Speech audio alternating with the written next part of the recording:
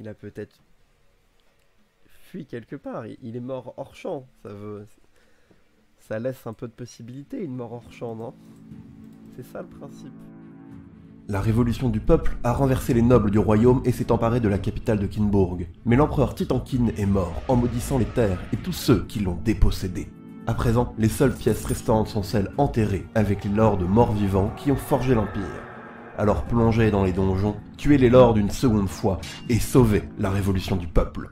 Je suis Tourte, et ceci est un condensé issu de mes live Twitch sur des jeux de rôle solo. Pour en découvrir plus, rejoignez-moi sur Twitch et YouTube. Et maintenant, allumez vos torches et affûtez vos dés, car nous plongeons dans les donjons de The Torch in the Dark. Où est-ce que nos pas vont nous mener? 3 de trèfle. On sent le sol qui commence à se dérober sous nos pieds. On court, on fuit. Du coup, il y a des énormes rochers qui s'écroulent derrière nous. Et ça crée des crevasses de partout. Il y a des... Vous savez, des piliers de roches comme si, un peu comme si, il y avait des stalactites, des stalagmites s'étaient rejoints et qui avaient fini au fil des siècles par former vraiment des piliers en fait, de terre, de pierre. Et du coup, il y a ces trucs-là qui s'écroulent derrière moi, c'est un peu l'apocalypse, hein, en gros. On sent le sol qui commence à se dérober sous nos pieds. Athlétisme, torche, étudier, 3D, comme tout à l'heure. Je sais pas si vous avez vu là, il y a 2 dés qui se sont entrechoqués, il y en a un qui allait aller sur 6, mais non. Évidemment que non. 4, donc c'est une réussite partielle. Donc on va payer le prix. Bien sûr qu'on va payer le prix, on est ravis, non? Moi je suis ravi. On doit perdre quelque chose. Vous savez ce que c'est qu'on va perdre du coup? Parce qu'on peut pas perdre les trésors. Je veux pas perdre les trésors. Je peux pas me permettre de mourir maintenant. Donc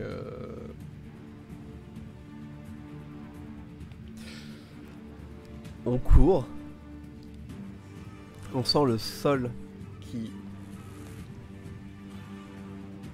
se fracture sous nous. Vraiment les pierres sur lesquelles on pose notre poids qui s'affaissent. On entend ce bruit sordide et inquiétant qui résonne partout de la roche qui est en train juste de s'écrouler et d'emmener tout avec elle. Et on voit un pont. On n'est pas loin d'une jonction entre plusieurs parties de la caverne, donc on redouble d'efforts. On saute. On agrippe le pont lâche et on se retrouve à être dans le vide. On le remonte le plus vite possible, on entend derrière nous. Vraiment il y a la corniche. Enfin vraiment toute la partie de la caverne où on était, toute la plateforme sur laquelle on était quelques secondes avant, elle tombe dans le néant. Et on sent bien que on entend les vieilles cordes du pont grincent. On remonte avec la force du désespoir. On se hisse finalement sur l'autre partie qui elle n'a pas l'air touchée par l'éboulement. Et on se pose et soudainement on réalise qu'il y avait cette présence rassurante qui parfois ronronnait qui contre nous. Il y a cette petite boule de poils qui est plus là. On sait pas à quel moment on a perdu Karl, mais on a perdu Karl. Et du coup, je pense qu'il y a Geralt qui se met sur ses genoux et qui regarde dans la fumée qui encore est en train de... Genre il y a une fumée de comment ça s'appelle? De poussière en fait, juste qui est un peu partout. Et il crie le nom de son ami, son petit animal. Et rien. Pas de réponse, pas de miaulement, pas de petit bruit de petites pattes trop mignonnes. Que dalle. Oui, voilà, il est peut-être juste le chat s'est peut-être enfui, on sait pas, hein.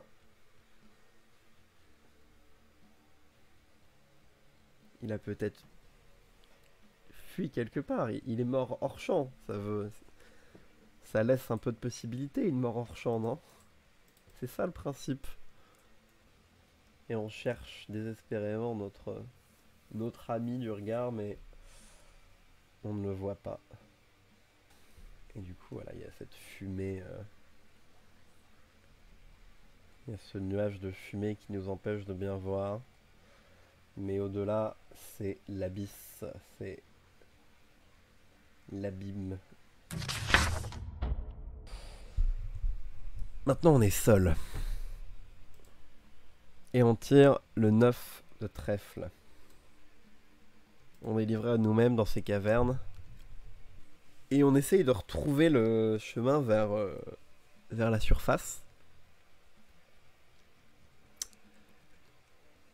Il y a cette fumée qui est maintenant qui est un peu en train de redescendre petit à petit, mais du coup c'est un peu difficile de voir et de respirer aussi.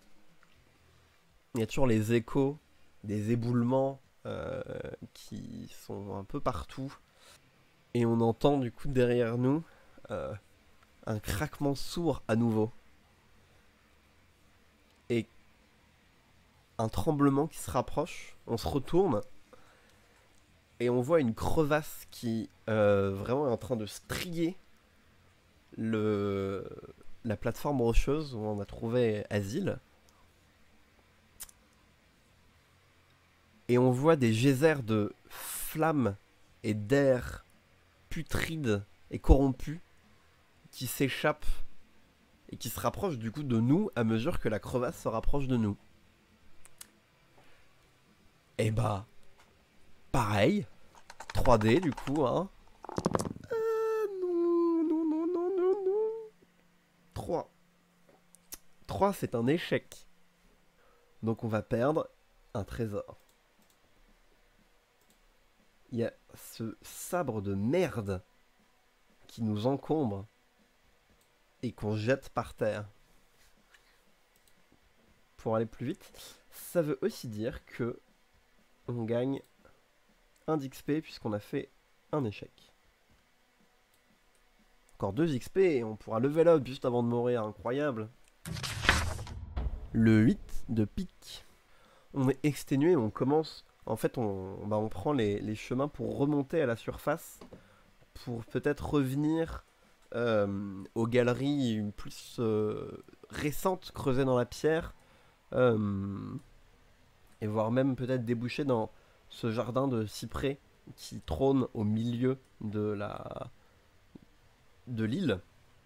On tombe nez à nez face à une scène d'horreur auquel on commence malheureusement à être habitué, un mort-vivant, habillé richement, en train de se nourrir du coup de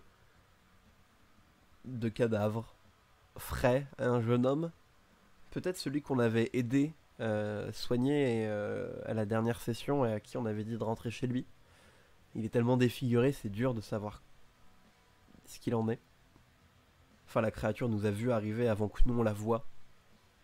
On est un peu perdu, un peu étourdi. On est toujours épuisé aussi. Et du coup, elle se relève brusquement et on l'aperçoit au moment où elle essaye de nous niaquer, quoi. 3, c'est un échec, c'est ça. Putain, on a eu une petite remontada. un bref espoir. On perd un dernier item. La créature, du coup, elle se jette sur nous. Elle commence à nous bouffer la gueule. Et on lui... on commence genre vite fait à faire une incantation. Il y a la douleur de ses crocs qui nous lacère, qui nous stoppe. On est un peu à la merci du donjon maintenant. Et comme réflexe, dernier réflexe, on prend un truc qui est un peu solide qu'on a dans nos poches. Notre sac, c'est ce compas. Et on lui fout dans la gueule. Et on se barre. On se barre. On tire 10 de pique. Il y a des cartes qui pourraient un peu nous sauver les miches, mais on n'en tire aucune. Il est dur ce jeu. Ça fait partie du charme. Donc le 10 de pique nous dit une main squelettique érupte du sol et nous attrape la cheville. Et du coup, à part athlétisme, qu'est-ce que je voulais que je vous dise?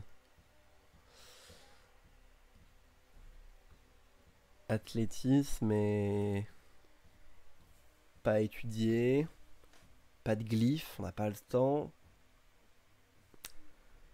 On va juste lancer le dé blanc à point. C'est un échec.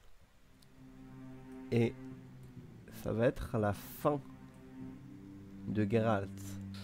Donc il y a cette main qui nous tire dans le sol et il y en a d'autres qui la rejoignent et on est vraiment submergé de ces mains. J'imagine vraiment bien, je sais pas si vous avez vu le trailer de Elden Ring, en fait c'est des bras, mais c'est que des bras. Il y a rien qui va avec et il y a plein de parties du bras. Il y a 4, 5, 6 jointures qui éruptent du sol et qui se tordent pour nous foutre sous terre et nous amener avec elles. Dans cette terre toujours rougeâtre. Peut-être qu'on comprend mieux maintenant pourquoi elle est rouge, cette terre. Comme des serpents presque qui sortent de terre.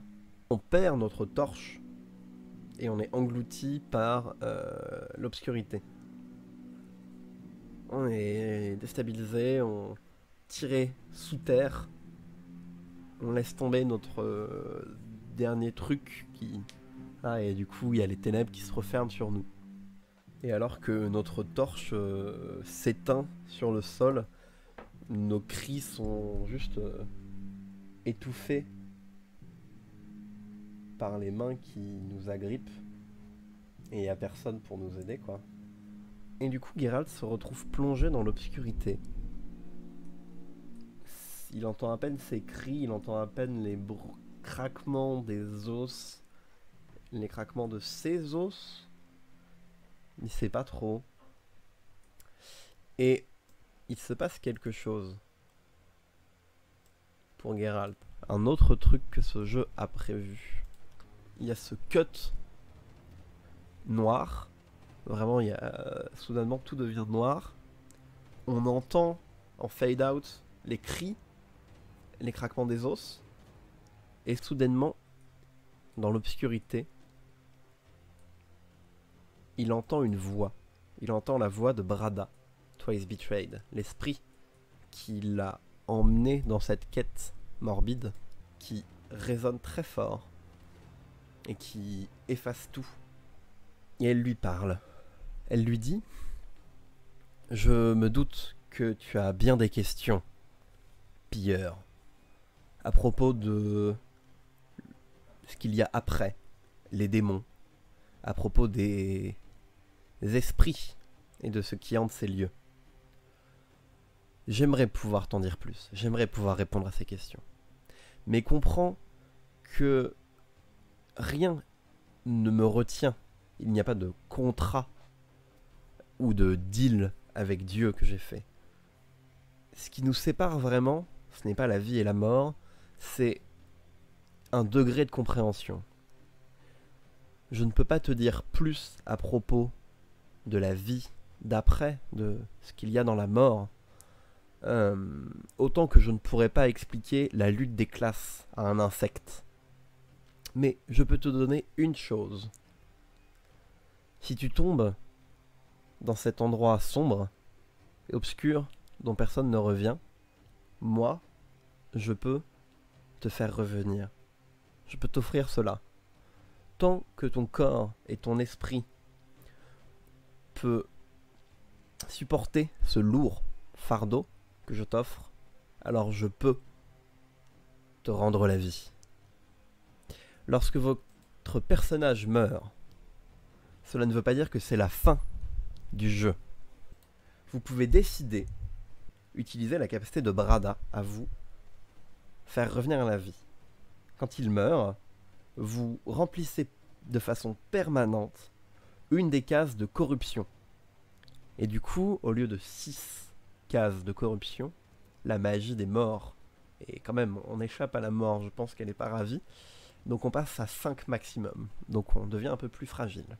Si du coup on meurt assez de fois et on est résurrectionné assez de fois, au bout d'un moment on n'aura plus de cases de corruption libre, et donc là on mourra pour de vrai. Si vous choisissez cette solution, alors faites revenir votre personnage, enlevez-lui tous ses états, tout son stress et toute sa corruption temporaire, donc sauf du coup la corruption définitive qu'on vient d'encaisser. Vous gardez tous vos items et tous vos XP dans votre inventaire. Et vous réapparaissez à Kinbourg, prêt à faire un downtime. Vous avez du coup maintenant -1 des définitifs contre les démons, puisque vous avez un de corruption définitif également. Et donc ça veut dire que vous ne pouvez revenir à la vie que 5 fois. Et on ouvre les yeux. Pas dans notre lit. Pas à la sortie du donjon ou quoi. On est dans une tombe creusée près de notre manoir. Il y a de la terre sur nous, mais pas tant que ça, quoi. Juste peut-être enterré à la va-vite. On sait pas ce qui s'est passé. Mais on sort de là. On sent que notre lien à la vie est un peu changé. Et on peut reprendre notre quête. Quoi que ça veuille dire, quoi que ça coûte. On sait maintenant que on a peut-être des moyens de réussir. Je vais m'arrêter là. J'espère que ça aura été entertaining à écouter, à regarder. Je trouve que c'était une session plutôt fun, avec beaucoup de rebondissements, et je m'attendais pas à ce que je voulais une fin épique. Les cartes m'ont donné une fin épique. Je suis trop content. Merci d'avoir suivi cette première saison de Short. Le but était vraiment de monter les actual plays faits sur Twitch de façon cinématographique, comme dans une série. J'espère que cette première saison des aventures de Geralt dans les donjons de A Torch in the Dark vous auront plu. J'espère avoir réussi à rendre compte de ce qu'est un jeu de rôle solo, tout en gardant un aspect narratif et intéressant pour vous, spectateurs et spectatrices. En attendant, d'autres épisodes sont à venir. La suite de A Torch in the Dark n'est pas encore d'actualité. À venir, une saison 2 de Short, axée sur un jeu d'horreur Lovecraftien nommé Quill Correspondance Impie, qui sera peut-être suivi par une saison 3 plus courte sur un jeu de rôle très inspiré de Cowboy Bebop nommé Space Bounty Blues, des cowboys chasseurs de primes dans l'espace donc. Et n'ayez crainte, nous retrouverons notre jeune étudiant en médecine pris dans son combat pour la révolution et dans sa quête pour lever la malédiction de Kinbourg très bientôt, et merci encore pour votre temps. La révolution du peuple a renversé les nobles du royaume et s'est emparée de la capitale de Kinbourg. Mais l'empereur Titankin est mort en maudissant les terres et tous ceux qui l'ont dépossédé. À présent, les seules pièces restantes sont celles enterrées avec les lords morts-vivants qui ont forgé l'Empire. Alors plongez dans les donjons, tuez les lords une seconde fois et sauvez la révolution du peuple. Je suis Tourte, et ceci est un condensé issu de mes live Twitch sur des jeux de rôle solo. Pour en découvrir plus, rejoignez-moi sur Twitch et YouTube. Et maintenant, allumez vos torches et affûtez vos dés, car nous plongeons dans les donjons de A Torch in the Dark.